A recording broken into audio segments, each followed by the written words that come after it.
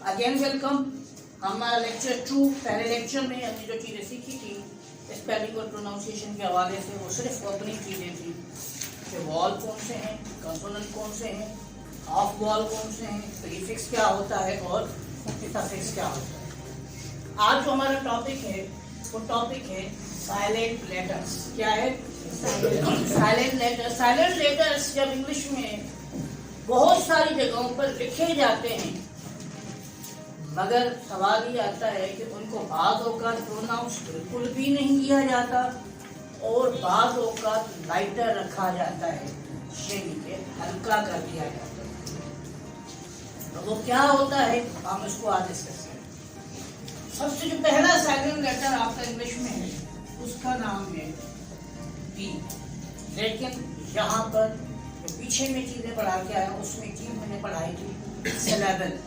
इसका मैंने अभी जिक्र नहीं किया, 5 चीज़ें थी, लेकिन इसका जिक्र इसलिए नहीं किया क्योंकि इम्पोर्टेंट इस वक्त वही है। यानी ये रूल बाज़ औक़ात सिलेबल 1 होगा तो अप्लाई होगा, अगर सिलेबल 2 हो जाएगा तो अप्लाई नहीं होगा। अब ये कैसे होगा जरा देखिए। रूल ये है कि जब भी एम के बाद बी आएगा, क्या आएगा? बी आएगा, तो बी आपका जो है वो क्या हो जाएगा? साइलेंट हो जाएगा। अब फॉर एग्जाम्पल हम एक वर्ड लिखते हैं। अभी देखो पहले एम के बाद क्या आ रहा है? बी आ रहा है। तो हम इसको जब प्रोनाउंस करते हैं तो बम पढ़ते हैं, बम्ब नहीं पढ़ते। क्या पढ़ते हैं?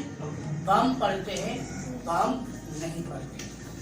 जैसे मिसाल के तौर पर एक और वर्ड लिखते हैं कोम। अब इसको भी कोम पढ़ा जाएगा, कोम नहीं पढ़ा जाएगा। ये गलत प्रोनाउंसिएशन है। बालों में जब कंघी ली जाती है कोम कहते हैं लोग, कोम नहीं प्रोनाउंसिएशन इसकी प्रोनाउंसिएशन क्या है? कोम। क्लियर? उसके बाद हमारी तीसरा वर्ड मैंने देखता हूँ। अच्छा, ये वर्ड तो मोस्टली लोग गलत पढ़ते हैं।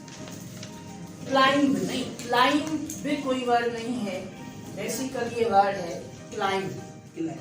अब मैं इसको एग्जाम्पल के साथ कोट कर देता हूँ। आप अक्सर बेशतर कहते हो क्लाइंबिंग। क्या कहते हो? क्लाइंबिंग। आप क्लाइंबिंग नहीं कहते।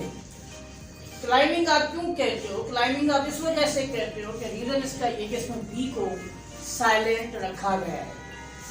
अब ये रूल इसलिए अप्लाई हो रहा है क्योंकि ये 1 सिलेबल है, लेकिन ये वर्ड जैसे ही आगे चला जाएगा 2 सिलेबल हो जाएगा या 3 सिलेबल हो जाएगा तो फिर बी को पढ़ा जाएगा। मिसाल के तौर पर एग्जाम्पल दूं, मैंने लिखा कंबाइन। क्या लिखा? कंबाइन। अब देखिए ये कम हो गया और ये क्या हो गया? बाइन। यहाँ पर हम कमाइन नहीं कह सकते, हम प्रोनाउंस करेंगे कंबाइन। तो आप देखो कि जैसे ही वर्ड 2 सिलेबल का हुआ उसने अपने रूल्स और रेगुलेशन की कहानी खत्म कर दी, यानी वहाँ पर रूल्स और रेगुलेशन फॉलो। इसीलिए आप लोग समझ गए होंगे कि मैंने आपको earlier wall, consonant, half wall, syllable, prefix और सफिक्स क्यों पढ़ाया। इस वजह से बढ़ाया कि आगे जाकर मज़ीद जितनी भी चीज़ें होंगी वो इसी तरीके से ही फॉलो। लेकिन एक बात इंग्लिश में याद रखो, वो ये है कि इंग्लिश में आप जितनी भी चीज़ें बोल दो या कुछ भी कर दो, रूल्स 80% फॉलो हो सकते हैं, 90% फॉलो हो सकते हैं, 95% फॉलो हो सकते हैं, 100% कोई भी रूल्स नहीं होगा। ये बात लाइफ टाइम ध्यान में रखो। यानी अगर कोई स्टोरी कहता है कि सर आपने रूल बता दिया अभी हर जगह अप्लाई होगा, तो नहीं, ये हर जगह पर अप्लाई नहीं होगा। आई रिपीट अगेन कि ये रूल हर जगह पर अप्लाई बाज़ औक़ात नहीं होता। क्यों नहीं होता वो रीज़न भी मैं आपको आज बता देता हूँ। बेसिकली इंग्लिश बारो लैंग्वेज है, मुख्तलिफ जगहों से ली गई है। ग्रीक के भी वर्ड शामिल है, अपना लैटिन के भी शामिल है, फ्रेंच भी शामिल है, यहाँ तक कि अरबी का वर्ड भी अगर आप ऑक्सफोर्ड की डिक्शनरी उठाओगे तो आमीन की स्पेलिंग कुछ इस तरह से लिखी है। मैंने अपनी क्लासों में कुछ बच्चों को वीडियो दिखाया कि अभी रिसेंटली चैम्बर डिक्शनरी ने ये वर्ड भी उर्दू का इंग्लिश में शामिल कर दिया गया। अच्छा, यू आर अच्छा, यानी आप अच्छे हैं, आप ठीक हैं, यू आर हैप्पी, ये वर्ड भी इंग्लिश में शामिल कर दिया गया। तो वक्त के साथ वर्ड्स आगे पीछे मुख्तलिफ चीज़ें हो रही हैं, इसी वजह से बहुत सारे रूल्स आपस में मिक्सचर भी हो रहे हैं और फिर चेंजिंग्स भी आ रही हैं, इसी वजह से रूल्स में प्रॉब्लम आ सकती है। बहरहाल बैक टू द टॉपिक कि जब एम के बाद बी आएगा और बी पे वर्ड खत्म हो जाए तो बी को कभी भी प्रोनाउंस नहीं करेगा।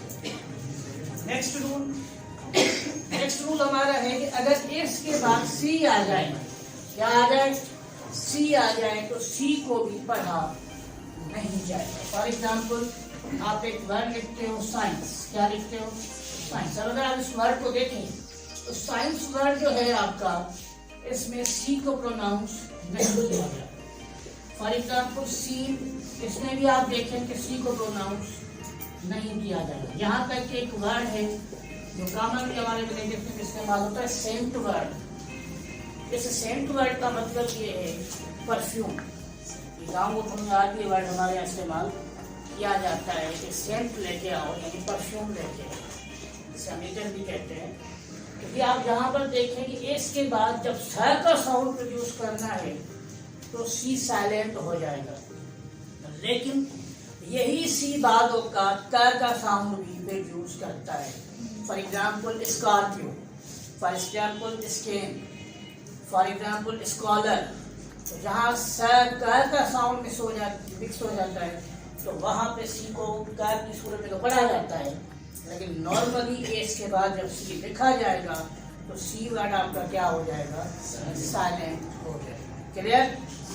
Then we have a next point. उसके बाद अगर आपका डी जो है वो जी या जी ई से पहले आएगा तो डी भी हमेशा क्या हो जाएगा, आपका साइलेंट हो जाएगा। फॉर एग्जाम्पल मैं पहले एक वर्ड लिखता हूँ ताकि आपको मजीद क्लियर हो। मैंने वर्ड लिखा ब्रिज, क्या लिखा? आप कभी भी इसकी प्रोनाउंसिएशन ब्रिटिश नहीं करते। For example Cambridge, for example knowledge, for example जज, फॉर एग्जाम्पल बेज। तो जितने भी वर्ड्स मैंने आपके सामने दिए, आप सब में देखेंगे जी ई से पहले डी वर्ड को लिखा तो जा रहा है, लेकिन उसको प्रोनाउंस नहीं किया जा रहा, उसको बोला नहीं जा रहा। क्लियर हो गया?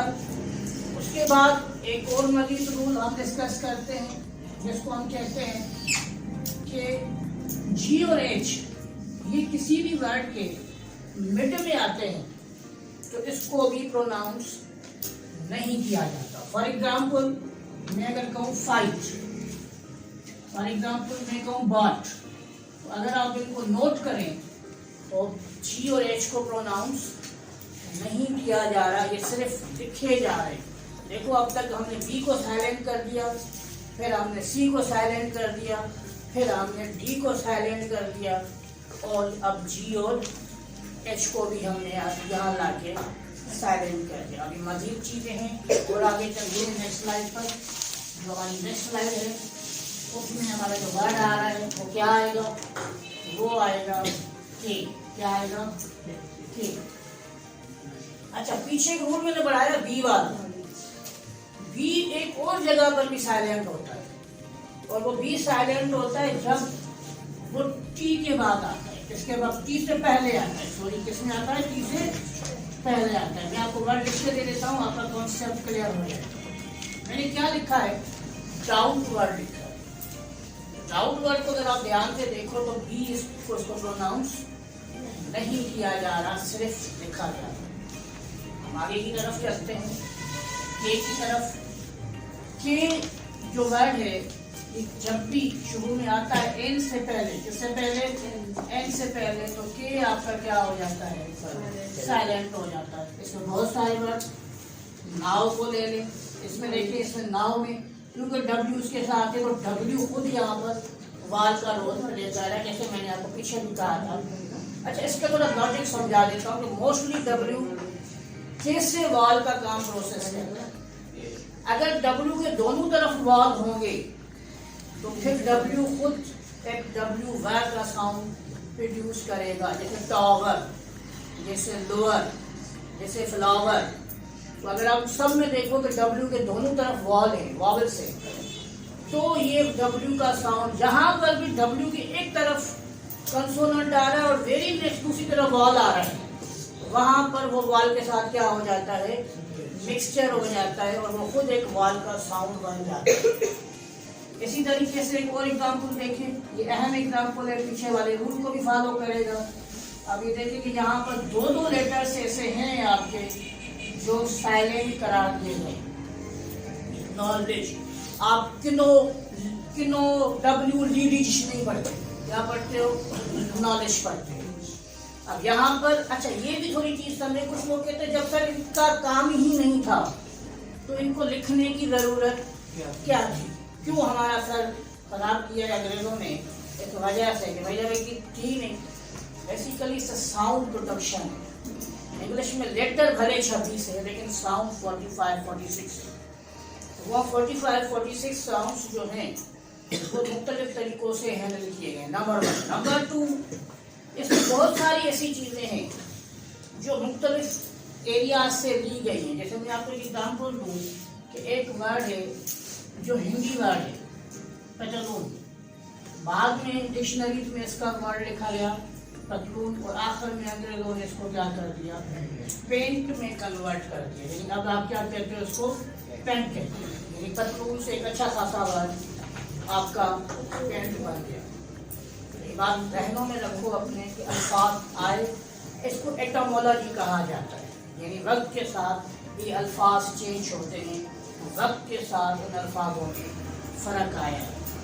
जैसे मैं एक वर्ड लिखूं, ये वर्ड है वाइट, पहले दौर में इसको बेटा पढ़ा जाता था। अगर मैं 11वीं सेंचुरी की इंग्लिश उठा के आपको दिखा दूं तो अप्रैल की स्पेलिंग कुछ ऐसे लिखी जाती है, डबल ए के साथ। ऐसे बहुत सारी चीज़ें आपको मुख्तलिफ जगहों पर मिलेंगी जो लिखी जाती हैं लेकिन अब पढ़ी नहीं जाती, लिखी नहीं जाती थी, अब लिखी जा रही हैं, निकाल दी गई, बाद में फिर बोल कर दी गई।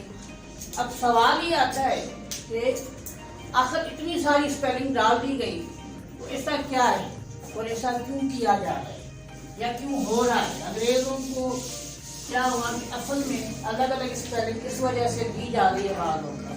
मैं आपको एक और एग्जाम्पल देता हूँ। मैंने वर्ड लिखा है ट्रू, क्या लिखा है, ट्रू वर्ड लिखा। दूसरा वर्ड भी मैंने लिखा ट्रू और तीसरा वर्ड भी मैंने लिखा ट्रू। अगर आप देखो इनकी स्पेलिंग में फर्क ना हो, आई कम टू यू, तो यहाँ हमें पता चल रहा है कि टू जो है प्रपोजिशन इस्तेमाल किया गया है, ठीक है। It's true long, they are two brothers. अब यहाँ पर स्पेलिंग की वजह से हम पहचान रहे हैं कि किस लफ्ज की कौन सी मीनिंग और क्या बात की जा रही है। अगर इन सब की एक ही स्पेलिंग रख दी जाती तो बच्चा मजीद कंफ्यूज हो जाता, स्टूडेंट मजीद कंफ्यूज हो जाता कि सर ये चीज और लिख तो दिया गया, अब इसका मतलब ये वाला तो है, ये वाला है या ये वाला है, कोई भी चीज क्लियर नहीं होती। इसीलिए इनकी स्पेलिंग का चेंज होना लाजमी बन गया है।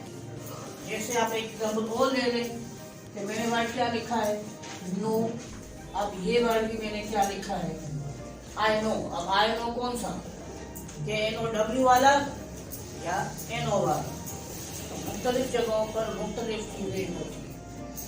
मज़ीद आगे चलते हैं, एक बड़ा अहम और स्पेशल रूल कि पी भी साइलेंट होता है। पी कहाँ साइलेंट होता है कि जब भी पी एक से पहले लिखा जाएगा तो पी को साइलेंट रखा जाएगा। फॉर एग्जाम्पल हमने एक वर्ड लिखा साइकोलॉजी, तो आप इसको फिजियोलॉजी करके नहीं पढ़ सकते। आप कल को बोलो फिजियोलॉजी, साइकी, फिसाकी नहीं हो सकता। तो ये पी यहाँ पे क्या होगा, साइलेंट। पी एक और जगह पर भी साइलेंट किया जाता है, वो किया जाता है टी से पहले। किससे पहले, टी से पहले। जब आप लिखते हो रिसेप्शनिस्ट तो वहां पर भी आप क्या कर देते हो, पी को अच्छा सॉरी मैं एक वर्ड और चेंज कर देता हूँ, रिसेप्ट वर्ड होगा आपका। आप जब पर्ची लेते हो, फीस जमा करवाते हो या कहीं कोई चीज तो आप रिसेप्ट लेते हो, तो उसकी सही प्रोनाउंसिएशन रिसेप्ट है, रिसेप्ट नहीं है। क्या प्रोनाउंस होगी, रिसेप्ट होगा, रिसेप्ट नहीं हो। क्लियर। एक और रूल बहुत कम है लेकिन है, डेफिनेट है, वो है कि अगर आई के बाद एस आता है बादलों का और एल के दरमियान आता है तो इस एस को प्रोनाउंस नहीं किया जा रहा है। इसको हम कहते हैं आइलैंड पढ़ते हैं। क्या पढ़ते हैं? आइलैंड पढ़ते हैं। इसको आइसलैंड नहीं पढ़ा जाता, आइलैंड प्रोनाउंस किया जाता है। एक और रूल जो मजीद इम्पोर्टेंट है वो है कि टी जब भी CH LE और EN इनसे पहले आएगा तो टी हमेशा साइलेंट रखा जाएगा। फॉर एग्जाम्पल हम छोटे छोटे एग्जाम्पल लेते हैं। पहला एग्जाम्पल हमारा है किचन। अगर आप इस वर्ड को और से देखो तो आप किचन नहीं पढ़ते, आप क्या प्रोनाउंस करते हो? किचन प्रोनाउंस करते हो, क्योंकि टी जो है CH से पहले आ रहा है। इसी तरीके से इसका एक और एग्जाम्पल कोट करते हैं। हमने एक वर्ड और लिखा मेच। अगर इसमें भी आप देखो तो आप मेटिच नहीं पढ़ते, क्या पढ़ते हो? मेच पढ़ते हो। टी को साइलेंट रखा गया। क्यों टी साइलेंट है? Because it's come before CH। उसके बाद एक और एग्जाम्पल अगर मैं लिखूं, अगर आप इस वर्ड पे ध्यान दें, लिसन, और दूसरा वर्ड मैं लिख देता हूँ ऑफन। इन दोनों अल्फाजों को भी अगर आप देख लें तो दोनों दफा TEN से पहले आ रहा है तो हम टी को प्रोनाउंस नहीं कर रहे। हम कह रहे हैं ऑफन, ऑफ्टन नहीं कह रहे। हम कह रहे हैं लिसन, लिस्टन नहीं कह रहे। तो CH से पहले अगर टी आएगा तब भी साइलेंट, EN से पहले आएगा तब भी साइलेंट। मजीद देखें कि हमने एक वर्ड लिखा रेसल। अब रेसलिंग सुना होगा आप लोगों ने वर्ड, तो रेसलिंग असल वर्ड है रेसलिंग, तो IAT फॉर्म में आ गया। तो रेसल में भी अगर आप देखें तो LE से पहले क्या आ रहा है? टी आ रहा है, तो टी को प्रोनाउंस नहीं किया जा रहा। एक और एग्जाम्पल ले लें, आप सीटी बजाते हैं तो आप कहते हो विसल, विस्टल नहीं पढ़ते आप। तो आप देखोगे CH से पहले अगर टी आएगा तो टी साइलेंट होगा, अगर LE से पहले आएगा तब भी साइलेंट होगा, और EN से पहले आएगा तो तब भी आपका ये वर्ड साइलेंट ही कंसीडर किया जाएगा। मजीद बाज़ औक़ात यू को लिखा जाता है B और G के बाद। B और G के बाद अगर आप यू को लिखोगे तो यू भी आपका क्या हो जाता है? साइलेंट हो जाता है। एग्जाम्पल, आप एक वर्ड लिखते हो बिल्ड, या एक वर्ड आप लिखते हो गार्ड, इसमें अगर आप देखें तो यू को भी प्रोनाउंस नहीं किया जा रहा, सिर्फ और सिर्फ लिखा जा रहा है। इसी तरीके से हम आगे चलें कि जहां पर भी किसी भी कंसोनेंट के बाद एंड में, किसी भी कंसोनेंट के एंड में, यदि आपने कोई भी कंसोनेंट लगाया है, कंसोनेंट के बाद यू या UE आएगा तो वो भी साइलेंट होगा। फॉर एग्जाम्पल, आपने एक वर्ड लिखा है टंग। अगर आप देखें तो उसमें भी आप TU करके नहीं पढ़ते, आप क्या पढ़ते हो? टंग पढ़ते हो। फटीक, FATIGUE आप वर्ड लिखते हो। जहाँ पर भी अगर आप देखें तो यू का वर्ड नहीं पढ़ा जा रहा। इसी तरीके से एक और मौजूद रूल की तरफ चलते हैं, ये टाइम काफ़ी हो जाए। W R से पहले जब भी आएगा W को भी नहीं पढ़ा जाएगा।